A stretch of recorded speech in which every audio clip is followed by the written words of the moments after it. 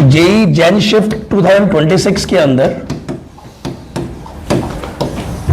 जो हमारे कुछ बेसिक से की टेक अवेज हैं, सबसे पहला जो बहुत इंपॉर्टेंट है, पेपर अब कंसेप्चुअल की तरफ ज्यादा आ रहा है। सो पेपर जो है कॉन्सेप्ट बेस्ड बहुत ज्यादा आ रहा है।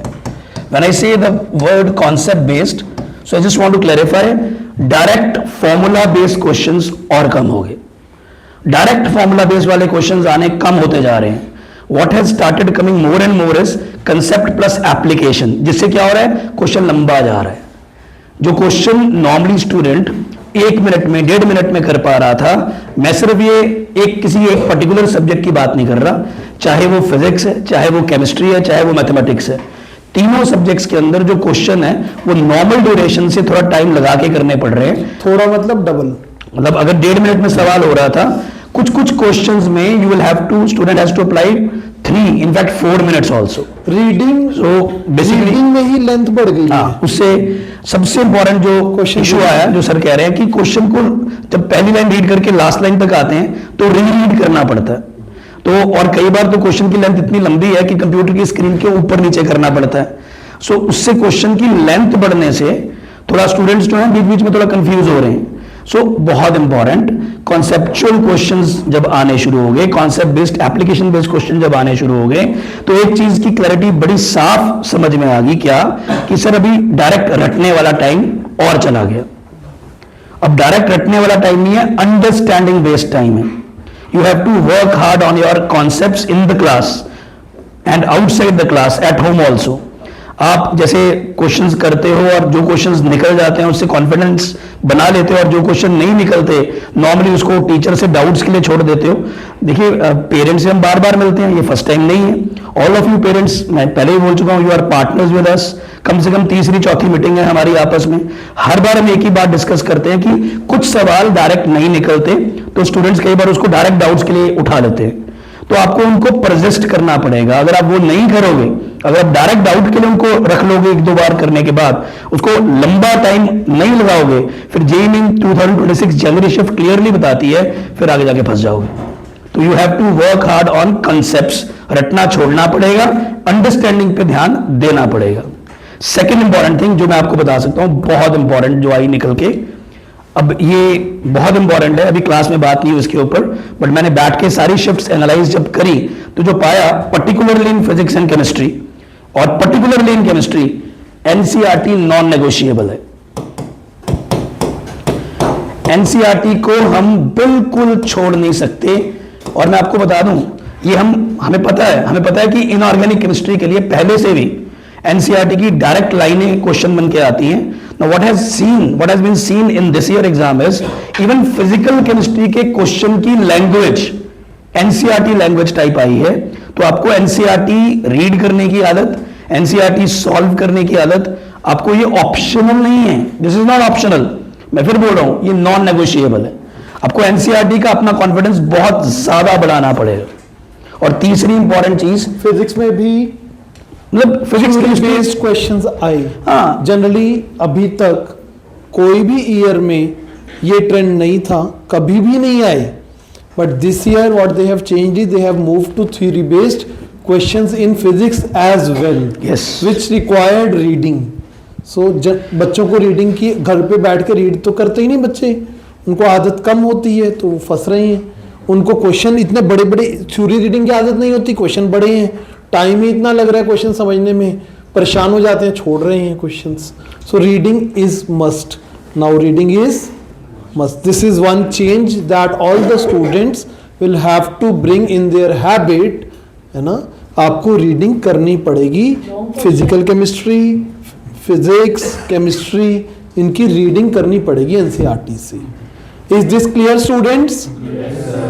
नाउ ये कितने परसेंट ये लॉन्ग टाइप के क्वेश्चंस हो गए? सर लॉन्ग तो सारे ही थे। मैं सर आपको शुरू से बताता हूं, लाइक 30-35% कुछ। अभी एग्जैक्ट आइडिया लगेगा जब ऑफिशियल पेपर्स आउट होंगे। मोस्टली कल आएंगे। अभी क्या है कि पेपर मेमोरी बेस्ड है ना, तो अभी उसमें बहुत सारी एरर्स हैं। सो 2 दिन बाद सारा कुछ क्लियर हो जाएगा। पेरेंट्स, हाँ सब कुछ आ जाएगा, हम 2-3 दिन बाद सब कल मतलब स्टाइल तो आएगा। हाँ। 10 पे स्टाइल स्टूल कुछ नहीं आता सारा ना, पेपर आ जाएगा। कुछ नहीं आता। कल वो 10 पेपर आ जाएंगे, जो 11 पेपर जो अभी जनवरी में हुए हैं। सो मतलब एक बार जब ऑफिशियली पेपर्स आ जाएंगे, ऑफिशियल लैंग्वेज हमें पता चल जाएगी। अभी क्या है ना, मान लो एक स्टूडेंट से पूछा कि बेटा क्वेश्चन क्या आया था, वो आइडिया देता है कि सर इस टॉपिक पे ये क्वेश्चन आया था, लंबा था। अब इतनी इंग्लिश तो नहीं वो रिकॉल कर पाता, एग्जैक्ट लैंग्वेज क्या है, कितना लंबा है, वो सारा सब क्लियर हो जाएगा। अभी 2-3 दिन में सारे ऑफिशियल पेपर्स आउट हो मतलब जाएंगे। जब बच्चा बताता है ना, उसको इजी इंग्लिश में लिख देते हैं। मान लो हम क्वेश्चन, तो हमने जब इजी इंग्लिश लिख के दी और बच्चों को करवाए, चाहे 11th के बच्चे हैं चाहे 12th के, तो उनसे इजीली हो रहे थे क्वेश्चंस।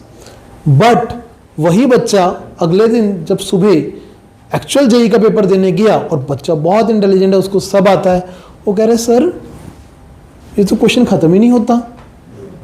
जो क्वेश्चन मैं इजीली कर रहा था, यहाँ पे तो क्वेश्चन पढ़ते पढ़ते ही मैं थक गया।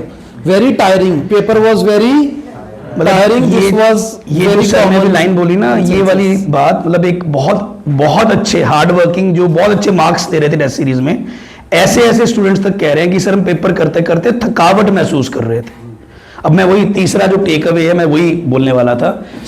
बाकी जो डिस्कशन हम विल कंटिन्यू, बट जो सबसे इंपॉर्टेंट जो अभी हाईलाइटिंग है कि रिसेंटली बाय चांस 29 जनवरी को शिफ्ट कंप्लीट हुई है और हमारी 31 को आज मीटिंग है, तो उस चीज का फायदा तो उठाया जाए। तो अगर उसमें तीसरा बहुत इंपॉर्टेंट टेक अवे जो भी सर ने ऑलरेडी बोल दिया कि पेपर लेंदी आ रहा है। अब लेंदी होने के कारण क्या हो रहा है, अब बच्चों को हमने भी, बच्चों ने खुद ने भी, पेरेंट्स ने भी एक एक्सपेक्टेशन सेट करके भेजा था कि इतने नंबर ऑफ क्वेश्चंस करके आएंगे भाई, कि number of questions attempt out of total 75 questions, a good student was expected to solve between 70 to 75 questions. In fact, we wanted कि 75 solve करो। अब जो बच्चा टेस्ट सीरीज में 75 क्वेश्चन सॉल्व कर पा रहा था, उसके 60 टू 65 के बीच में ही क्वेश्चन सॉल्व हुए।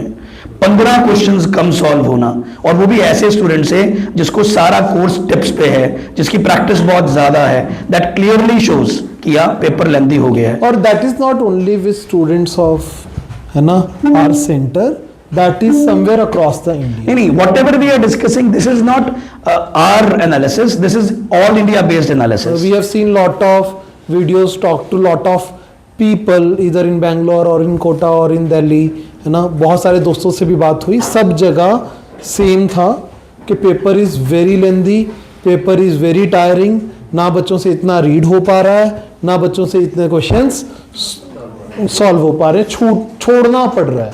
मैथ्स वाज बिल्कुल ऐसा नहीं था कि लास्ट ईयर से टफ, पिछले 3 साल में मैथ्स का लेवल हल्का सा कम हुआ है। 21-22 वाज लाइक टफेस्ट मैथ्स जो आज तक आए हैं। 23 उससे हल्का सा इजी था, 24 उससे हल्का सा इजी था, 23-24 से हल्का सा इजी था, 26 उससे भी हल्का इजी ही फील हुआ है अभी तक। बट वो हल्का इजी भी, पहले लेवल ही इतना ज़्यादा था, हल्का इजी करके भी इजी कर दिया, बट लेंथ और बढ़ा दी। पहले बच्चे क्या करते थे, फिजिक्स केमिस्ट्री को 1.5 घंटे में सॉल्व करते थे, मैथ्स के लिए 1.5 घंटा बचाते थे, और 1.5 घंटे में 24-25 क्वेश्चन मैथ्स में सॉल्व कर रहे थे। अब वो फिजिक्स केमिस्ट्री में ही 2.25 घंटे लग रहे हैं, और मैथ्स को 45 मिनट ही मिल रहे हैं, और लेंथ और बढ़ गई। तो जो चीज़ 1.5 घंटे में कर पा रहे थे, वो अब 1 घंटा 40 मिनट में होनी थी, मिल 45 मिनट रहे हैं। तो मैथ्स का तो पेपर ही बच्चे 5-5, 6-6, 7-7 क्वेश्चन अटेम्प्ट करके आ पाए हैं। They are not able to manage time. अब उसमें जो इंपॉर्टेंट पॉइंट निकल के आया कि भाई अगर किसी स्टूडेंट ने मैथ्स का पेपर सॉल्व करना स्टार्ट करा, let us say lengthy questions थे, मैं I am talking about very good students, what had happened was कि even after solving the complete lengthy question, sometimes answer was not coming as in the options. मतलब ये बच्चों को बहुत face करना पड़ा कि या तो वो उस थकावट में थोड़ा अपना फोकस डाइवर्ट कर बैठे, या what ever it has happened कि कई बार उनको डायरेक्ट जैसे उनके वैसे आंसर आ जाते हैं, आइडिया लग जाता है ऑप्शन देख के, बिल्कुल भी आइडिया नहीं लग पा रहा, तो उनको रीचेक करना पड़ रहा है। लेंथी क्वेश्चन को दोबारा रीचेक करो, रीचेक करने में डबल टाइम वेस्ट हो रहा है। बट इन द एंड जो निकल के आई बात, वो ये निकल के आई, अब जब ऐसा हुआ, जो तो अच्छा बच्चा है, वो तो सियाना है, वो क्या करता है, जितने हो रहे हैं उतनी एक्यूरेसी पे ध्यान देता है, और जो थोड़ा सा मतलब घबरा जाता है, पैनिक कर जाता है, ऐसा स्टूडेंट क्या करता है, फिर तुक्के मारने शुरू कर देता है कि चलो होता रहा नहीं, कुछ तो करना ही है, हमें कहा गया था कि भाई 70 क्वेश्चन के आसपास करने हैं या 60 से 70 के बीच में करने हैं, मेरे तो अभी 40 हुए हैं, चलो एक काम करता हूं 10 तुक्के खेलता हूं। तो what has happened is maximum तुक्के गलत हो रहे हैं, मैक्सिमम तुक्के गलत हो रहे हैं। तो तीसरा जो इंपॉर्टेंट टेक अवे है वो यही है कि हमें अभी भी एक्यूरेसी पे ही ज्यादा काम करना है, स्पीड बाद में बनानी है। मतलब ये बहुत इंपॉर्टेंट बात है कि जो एक्यूरेसी है, एक्यूरेसी पे फोकस करना is really important. See if we are focusing on concept based things, है ना, and then we are working on accuracy, then चाहे थोड़े क्वेश्चन कम भी हों बट टोटल इतना बन जाएगा कि आपका परसेंटाइल और आपका रैंक बढ़िया आएगा। देखो, with all this happening, this is a positive thing. Yes, very This is positive. not negative thing. Why? One, जैसे ही पेपर टफ होता है ना, तो वो बच्चे जिन्होंने सिंसियरिटी से तैयारी की होती है उनको बहुत फायदा होता है। एग्जैक्टली। इसके टफ होते ही, एग्जाम के टफ होते ही 30-40 कम मार्क्स पे भी सेम रैंक आ जाएगा। फाइनली एडमिशंस तो रैंक के बेसिस पे होनी है। तो just what you have to do is, all the students, you have to keep patience, है ना, फ्रस्ट्रेट नहीं होना है, कॉन्फिडेंस रखना है, थोड़ी और तैयारी को स्ट्रांग करना है, फायदा होगा। इंडिया में बहुत सारे बच्चे अदरवाइज जो आसान पेपर होता है, जो जिन्होंने सिर्फ बोर्ड की तैयारी करी होती है बट अच्छे से की होती है, वो उसमें नंबर ले जाते हैं, और आसान पेपर में तो फिर मार्क्स ही बहुत ज़्यादा चाहिए होते हैं अच्छा रैंक लेने के लिए, चीज़ें और मुश्किल हो जाती हैं, कॉम्प्लिकेटेड हो जाती हैं। टफ पेपर में क्लियर है, वही कर पाएगा जिसने तैयारी की है, बीच में और क्लटरिंग नहीं होगी रैंक्स में। एग्जैक्टली। जब तुक्के लगने ही बंद हो जाएंगे, जब तुक्के गलत होएंगे, तो मतलब वही है ना कि अगर एक तुक्का किसी का लग रहा है तो उसके +4 हो रहे थे, वही उसका तुक्का खराब हो रहा है तो उसके -1 हो रहे हैं। सो rather than getting into the clutter, अब स्टूडेंट्स ऊपर सिर्फ वही आएंगे जिनको कंसेप्चुअल कॉन्फिडेंस बहुत ज्यादा है, और जैसे अभी बात कर रहे हैं कि उनको पेशेंस रखना आता है under stress, how to manage your time well, how to manage your stress well. अगर ये सब चीजें आप कर पा रहे हो तो आपको बहुत बेनिफिट है।